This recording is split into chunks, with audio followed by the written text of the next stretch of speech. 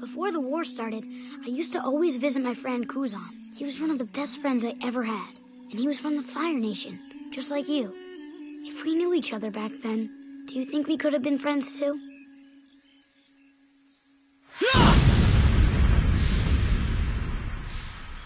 Avatar: The Last Airbender defined my childhood, and I know I'm not the only one. Anecdotally, it was pretty hard growing up to find someone who wasn't a fan, and statistically it was one of Nickelodeon's most popular series, with its finale getting nearly 5.5 million viewers in 2008, and setting records after dropping on Netflix in 2020, staying in its top charts for 60 days straight. And it makes me wonder, what exactly is it that let this show grow such a strong cult following, and get a second wind nearly 15 years later? And today, I want to try and answer that question as I explore the weird world of Avatar: The Last Airbender. For those who don't know, Avatar: The Last Airbender is an animated fantasy series co-created by Michael Dante DiMartino and Brian Konietzko, and produced by Nickelodeon, set in a world where people known as benders can manipulate the four elements. Only one person, known as the Avatar, can bend all four, but when the Fire Nation began an imperial expansion, they vanished. 100 years later, a pair of siblings from the Southern Water Tribe, Katara and Sokka, discovered the Avatar in an iceberg, a young airbender named Aang, and together they journey across the world on Appa, Aang's flying bison, so we can master all four elements and end the Fire Nation's reign of terror, leading to all sorts of misadventures with all kinds of characters across its 3 seasons, ranging from the underground wrestling ring where they meet Toph, the blind earthbending prodigy, or their many encounters with Zuko, the disgraced prince of the Fire Nation hunting the Avatar to restore his honor. And one of the first things that stands out to this day is its distinctly anime look and feel, which has led many to ask, Part 1, is it anime? No. Part 2. Alright, fine, I'll explain myself. Look, I'm not discounting the influence anime's had on the series. I mean, there's a beach episode, for fuck's sake. DiMartino and Konietzko have talked in interviews and in the official art book that I bought with money after reading it, about the inspiration they've taken from Studio Ghibli's filmography and Gainax's work on things like Fooly Cooly, and how the designs of some of its iconic characters are nods to shows like Evangelion and Cowboy Bebop. But with anime being so heavily tied to Japan, I feel like it skims over the influences the series took from all across Asia, with its in-world philosophies drawing on Taoism, Hinduism, and Buddhism, its fashion and architecture taking from people and places as seemingly disparate as the Inuit and Yupik communities in the Arctic to the traditions and temples found all across Thailand and Southeast Asia, using Chinese calligraphy done for the show by Dr. Siu Lung Lee for its writing system, and grounding its elemental magic in martial arts, with Sifu Kisu guiding the production's use of it, building waterbending around Tai Chi, earthbending on Hungar, firebending on Northern Shaolin, airbending on Bagua, and giving some characters their own specific styles, as he brought in Sifu Mani to teach the crew about Southern Praying Mantis to inform Toph's fights. I think this is a really good system for this blind character, because I don't have to look at all. Once I make contact, he goes to move. I'm already there, see? Calling Avatar anime also isn't accurate to its production, since while the team did reach out to several Japanese studios, the show was ultimately animated by a handful of South Korean ones, JM Animation, DR Movie, and Moe Animation. Plus, there is a part of me that feels weird about seeing anime get thrown around so much, because of how streaming companies have been using it to promote their shows, which have a horrible track record of putting an even greater burden of work onto Japanese studios that are already being pushed to their limit, while also trying to recreate those same conditions in Western studios, which, considering how unbelievably exploitative and in many cases life-threatening they can be, is a bad thing. I just think calling Avatar anime skims over a lot of its nuances. But the corporate concerns aside, I don't think it really matters. While I lean toward using anime as a way to point out that a show was made in Japan, I'm also very aware that even that definition can get iffy considering how much animation in the anime industry gets outsourced to South Korea, China, or even the Philippines. And more importantly, I'm also very aware that a lot of people use the term in a similarly shorthand way. Some use it to point out stylistic similarities, to the point that I've seen people say online and actually argue to my face that things like One Piece, Panty and Stocking, and Ranking of Kings aren't anime because they're too cartoony, and I just... Others use it to point out the maturity of a show's storytelling or themes, something that, in my experience, tends to be easier to find in anime than it is in a lot of Western animations, which broadly focus on younger audiences. And others still use it because they feel awkward saying, I like cartoons. Hell, in Japan, anime just means animation in general, so by their standards, Spider-Verse is anime, The Simpsons is anime, Rankin Bass's Rudolph the Red-Nosed Reindeer is anime. I mean, that one actually was animated in Japan, so... Like, most people know what's being said, and I feel like getting lost in pedantry over it just makes more problems. Like that time r/anime removed Shelter, cause despite fitting every possible criteria of Japanese animation you could find, it was directed by an American.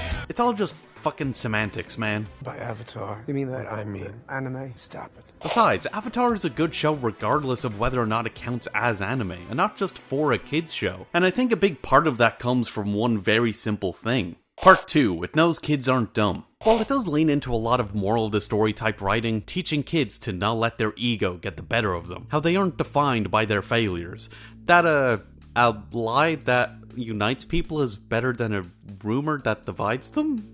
Okay. What makes it notable is not only what it explores, including things like imperialism, colonialism, systemic discrimination, propaganda and indoctrination, and the abuse of animals, children, and authority, but also the nuance with which it does so. Its creators have talked about how they believe younger audiences are more receptive to these themes than one would imagine, with Konietzko specifically explaining, "Kids are a lot deeper than a lot of people, and especially corporations, give them credit for. We just stayed away from the typical approach of assuming kids only like and understand fart jokes and cartoony villains, and told the kinds of stories with the types of conflict that interested us. We would check ourselves occasionally to see if we were getting too pedantic or preachy. I think the goal was always to get down to the core human side of the struggle and try to show more than just one side to each argument, instead of just the oversimplified good versus evil fare. All of that seems to resonate with a young audience quite well." I think that mindset is clear to see in the show, since while it might have a sense of humor, when things get real, it lets them linger, spending several episodes on the grief Aang feels after losing Appa.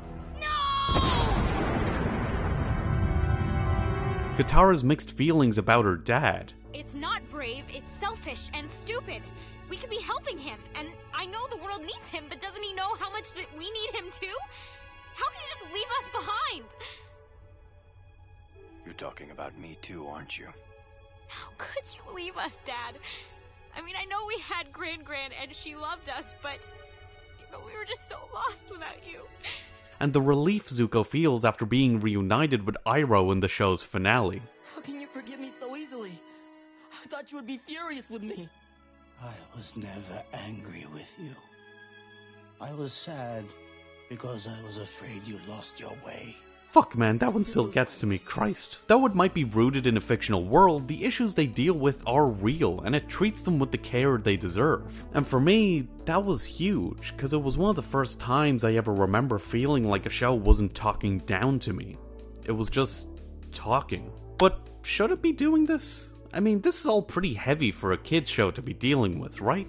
Shouldn't it be trying to tackle them in a more age-appropriate way? While I understand the concern and do agree that there's probably a level of intricacy that kids won't grasp, I also think they'll understand the general ideas pretty well. And I personally believe it is important to be open with them about these things, especially since a lot of them are already going to be dealing with these issues before they're taught about it in an appropriate way with the rest of their class. And sugarcoating is just going to give them a lot of flawed information that's going to cause more problems down the line. I think it's much better to just teach a kid the truth early so they at least know, instead of leaving them in the dark to suffer. Kids cop onto shit faster than people give them credit for, and Avatar: The Last Airbender's writing rides a fine line between recognizing the simpler worldview of its target audience while still trusting them to understand the weight of the issues it explores with a level of skill that bleeds into the rest of the show, including its big, potentially divisive and controversial political point, Part 3, Empire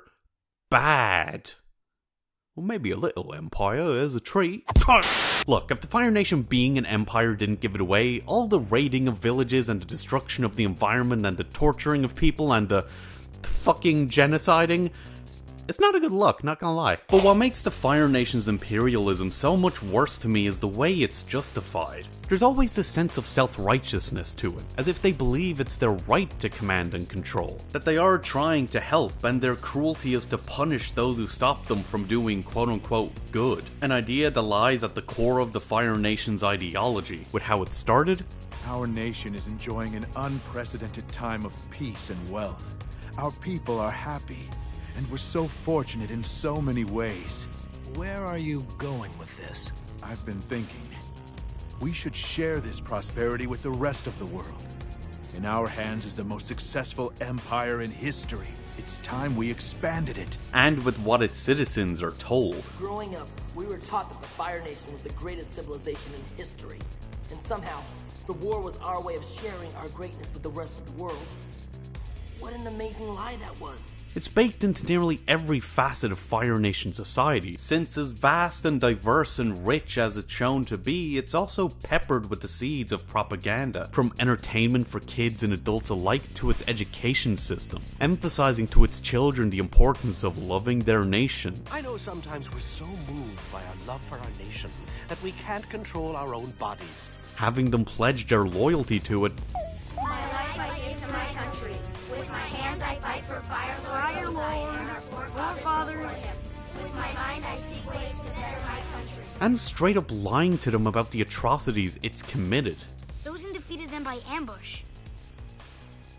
Well, I don't know how you could possibly know more than our national history book. There's something about that part specifically that's always hit me as an Irish person, since Britain's relationship with Ireland from the 1100s to the 1930s-ish can very easily be summed up as spot of tea? Give us your country.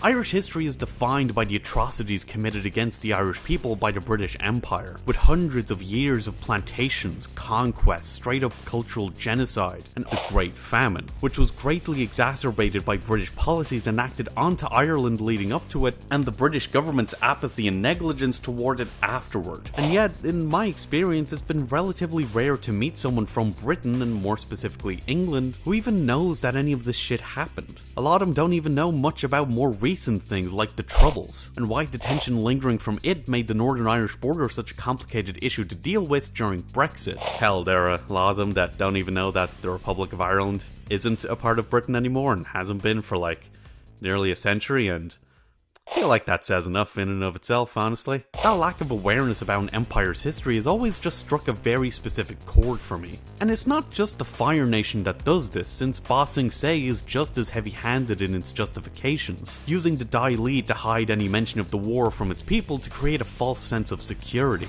There is no war within the walls. Here we are safe. Here we are free. Both rule with an iron fist, but one is keeping a grasp on what it already has, using fear and intimidation to keep its people quiet, while the other is actively reaching out for more, using lies and propaganda to keep its people blissfully ignorant, or at the very least, self-assured in their arrogance. Of course, I'm not saying being from these countries or cultures makes someone inherently imperial, but that's kind of the point, because these empires are trying to do that to their people. They go out of their way to make sure that there is no separation between their regime and their people and culture, forcing them to be one in the same and treating anyone who says otherwise as a criminal. So a criticism of the former becomes an attack on the latter, turning its citizens into unwitting pawns to further its expansion, because it's the only way to truly justify the empire's existence. And I don't know, with the way the world's been going the last few years, and especially the last few months, I feel like it's a warning that'll always be relevant. I don't have a segue for the next bit, so this is meant to be like the commercial break part of the video to fit into the whole watching an episode of something on Toonami pastiche I'm trying to go for, but I don't really have anything to advertise other than my other accounts, so like and subscribe? Or unlike and dissubscribe, whatever floats your boat, I guess. Part 4, redemption arcs are hard. Everybody wants their own edgy enemies to allies character these days, but to me, a lot of them are lacking at best and downright infuriating at worst. They'll never know what you sacrificed for them. She fucking brainwashed an entire town and held them hostage for weeks. What are you... God, I'm still not over this. But to this day, I think Avatar: The Last Airbender has one of the best written redemption arcs for its iconic protagonist, Aang. And the other guy, I guess. The central thrust of Aang and Zuko's growth revolves around them respectively making amends for their mistakes, but in very different ways. And there are a few key details that I think make them work so well. Firstly, it shows how they got here. For Aang, it's pretty easy, because not only is he the hero of the story, he's also just a kid. So when he's suddenly given the responsibility of stopping a war and being separated from everyone he cares about, it's understandable why he'd run away. But for Zuko, it's the details of his backstory that make him sympathetic. It shows a heroic streak as he speaks out against a plan that'd get a whole troop of soldiers needlessly killed, and how that was taken as disrespectful to his father, who subsequently burned him and sent him on a wild goose chase to restore his honor. He got punished for doing what he thought was right and took the wrong lesson from it. It takes time to build an understanding through their personality, backstory, and even their relationships, since Iroh's very presence does a lot to humanize Zuko by creating a father-son dynamic, and thus a good reason for the audience to root for them. Secondly, it shows the consequences of their actions. Nearly every episode gives another glimpse into yet another way the Fire Nation has fucked up the world, showing Aang what his inaction has allowed to happen and confronting Zuko with the reality of the empire he's fighting to return to. It's okay. They've hurt me too. It's something that rightfully has left many angry with them and everything they represent, and they're more than happy to tell them. Not a step closer. It's yours. You should have it. No, I hate you. The Avatar disappeared for 100 years. You turned your back on the world. Don't yell at him. Aang would never turn his back on anyone. Oh, he wouldn't, huh? Then I guess I must have imagined the last 100 years of war and suffering. Hell, even when they do try to change, it takes a while for those around them to really take it seriously. You make one step backward, one slip up, give me one reason to think you might hurt Aang, and you won't have to worry about your destiny anymore. Because I'll make sure your destiny ends, right then and there.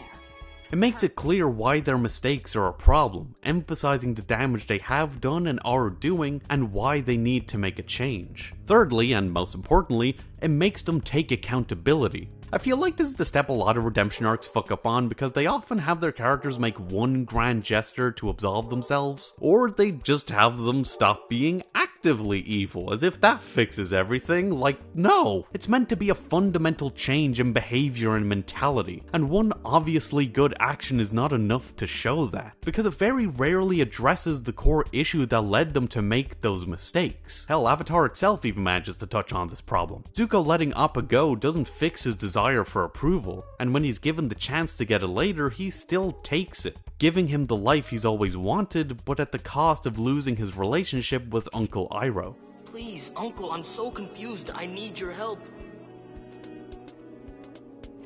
Forget it. I'll solve this myself. Waste away in here for all I care. Aang trying to face the Fire Lord during an eclipse when the Fire Lord would be at his weakest doesn't fix his desire to run away, so when their plans backfire, it seems like all hope is lost, and his first reaction is to keep avoiding the issue. Aang, can we talk about you learning firebending now? What? The wind is too loud in my ears. They can't take the easy way out. What does complete their arcs is hard decisions. Zuko turns on his father and joins the Avatar squad, and actively makes amends with everyone he's wronged, teaching Aang firebending, helping Sokka save Suki and his dad, leading Katara to the man who killed her mother, and talking to Toph on the beach. Aang, after spending an entire series learning how to stand his ground and fight back, does just that, and faces the Fire Lord at his strongest to make up for running away. It's difficult and messy and complicated, and that's the point. Making amends isn't meant to be easy, it's meant to be uncomfortable, because that's the only way anyone ever grows. And honestly, I think that idea is core to almost all of the show's characters. To me, they're all in their own way struggling with their own path to redemption, making up for their mistakes or proving their worth to the world, or just to themselves, while some never manage to find it in the first place. When asked about its focus on flawed characters in an interview with the Mary Sue, DiMartino explains, I think of flawed characters who make mistakes as just characters. They usually make for the most interesting stories, and I would argue that our characters are both flawed and aspirational. The audience can still look up to a character even if he or she had made a mistake. And yes, it's valuable to show our younger audiences that making mistakes is part of life. In our stories, we try to show our characters learning and growing from their mistakes in order to become more balanced human beings. Part 5, stuff I want to talk about but couldn't justify an entire section for. There's a lot I could ramble about here, like the fact that earthbending is the best element, and no, it's not just because it's the thing done by the best character. I am on top. I am Melon Lord. Or listing off my favorite gags from the series, like... Can your science explain why it rains? Yes! Yes, it can! Or... Oh, my cabbages! Or...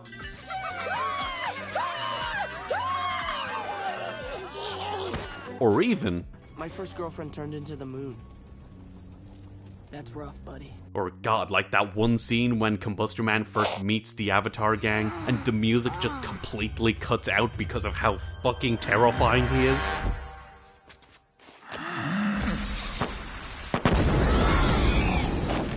But there are some big things I want to talk about. Firstly, it does a great job with its female cast by writing them as characters. What a captain said. This was originally its own section, but a lot of it was stuff I've already said before, and I think a big part of why it works so well is because no one girl feels the same. Their characterization ranges all the way from the group mom, the strong girl, the lovable brat, the new age hippie, the punk bounty hunter, the deadpan goth, the royal...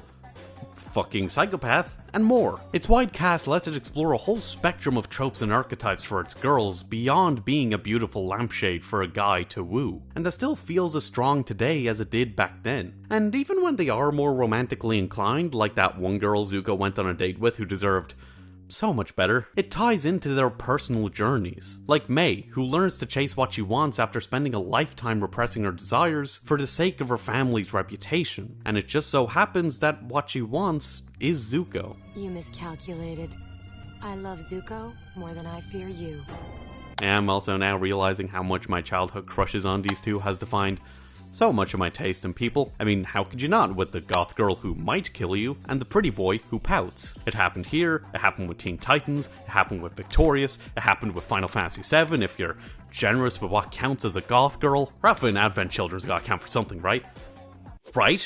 Secondly, Ember Island Players is the best recap episode I've ever seen. It's not just a glorified clip show, but a whole story revolving around the characters going to see a play about their journey that's been pieced together from rumors and hearsay. And it's such a clever way to give the show a chance to reflect on itself before the finale, reminding the audience about the important plot beats of the show while giving the characters a chance to look back on their adventures and what they still have to accomplish, providing a fascinating insight into the culture of their world and how they're perceived by it, and taking a chance to poke fun at its characters. Apparently, the playwright thinks I'm an idiot who tells bad jokes about meat all the time.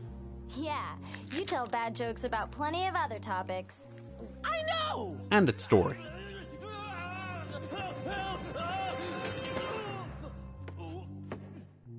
Did Jet just die? You know, it was really unclear.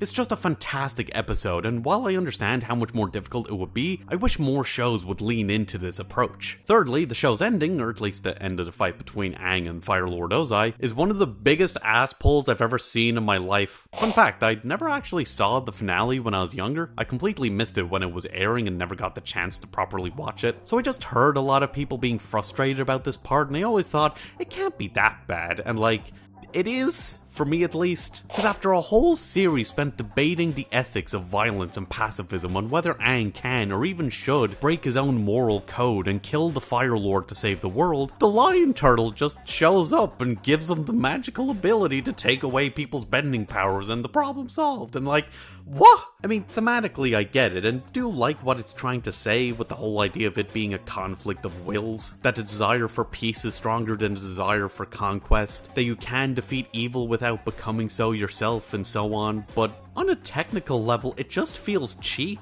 It would have been fine if it was built up, but the only foreshadowing it really gets begins and ends at this. Hey, look at these weird lion turtle things. I've seen weirder. Hell, bloodbending could have been the solution, since it can be used to do the same thing, but it would leave in what I think could have been a much more interesting moral grey area. Yes, Aang defeated the Fire Lord without killing him, but he had to use a dark and arguably more violent method to do so, not just by restraining him, but completely taking away Ozai's bodily autonomy, something that could leave Aang with a lot of mixed feelings, especially about how this technique could potentially open the door to something terrible if it became widely known, which could lead pretty well into the legend of Korra, but of course they probably didn't think about using bloodbending to take away bending until they started making Korra, like 5 years later, so fucking goddamn you, hindsight. Everything else about the ending is great, it's just that one fight that ticks me off. Anyway, in conclusion, why do we still love Avatar: The Last Airbender? Well, I think it's a lot of things. So much of it still holds up all these years later, whether it be its distinctly Asian-inspired art and animation being as much of a breath of fresh air now as it was back then, or the way its writing so easily weaves such complex characterization and world building into such a simple coming-of-age story while also trusting its audience to understand and reckon with the heavier emotions and themes it explores. But the thing that stands out most to me is its sense of hope. For all the horrors they face and all the mistakes they make, its characters all find a way to keep going, to keep trying, to fight for a better tomorrow, or at the very least, to become a better version of themselves. It genuinely believes that though we might not have our own avatar to help us, we can change the world. And for me, especially in the last few years, that just hits a lot harder than I ever would have expected. And I'm sure I'm not the only one.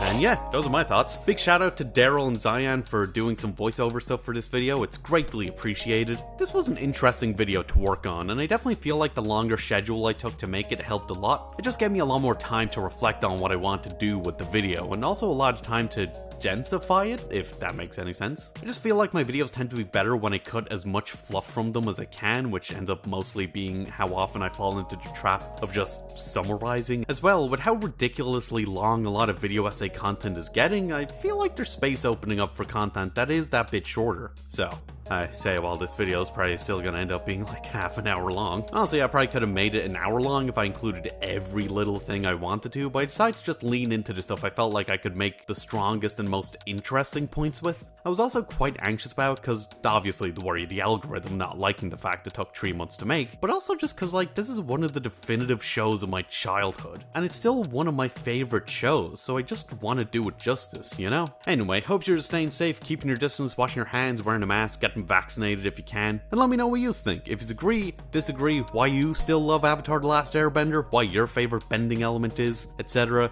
And thanks for watching. If you enjoyed this and want to see more, then check out my last video, where I ramble about my favorite things of fall 2021, or watch me talk about the overlooked art of smear frames and what I think makes them so neat. And don't forget to like, comment, share, and of course, subscribe to come fly at me. Hit the bell to stay notified, follow me on Twitter for more updates, ramblings, and poor attempts at humor, follow me on Instagram for semi-regular art stuff, and hopefully, I'll see you later. You're funny looking. Yeah, you're funny looking too. That's a funny looking shirt. It's a funny looking dress. You got funny looking eyes. You got a funny looking face. You're a stranger. Strangers don't last long here.